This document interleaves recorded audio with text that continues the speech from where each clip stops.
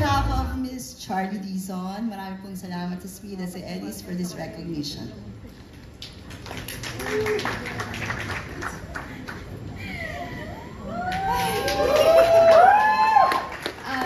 Ayun po ulit, good evening.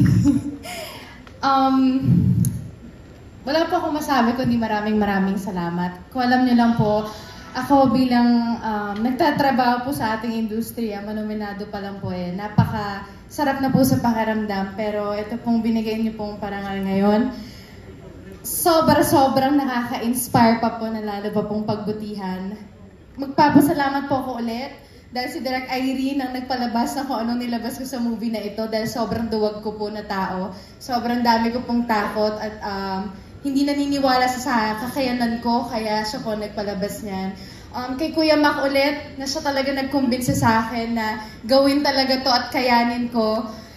Sa lahat-lahat po na naniniwala, gusto ko lang pong pasalamatan kung kanino po ako nagsimula. Kay Tita Lulu, kay Tito Jake.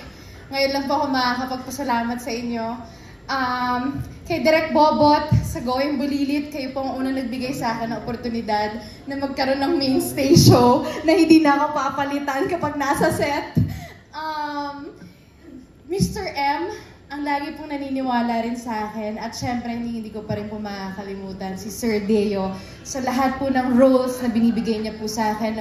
First adult roles na serious roles na binigay niya po, siya po ang unang naniwala sa akin at syempre po sa aming bosses sa ABS-CBN, CVV, maraming salamat po. At sa mga hindi ko pa po napasalamatan, pasensya na po, pero bukod mula po sa aking puso, maraming salamat. At sa pamilya ko, mahal na mahal ko kayo ulit.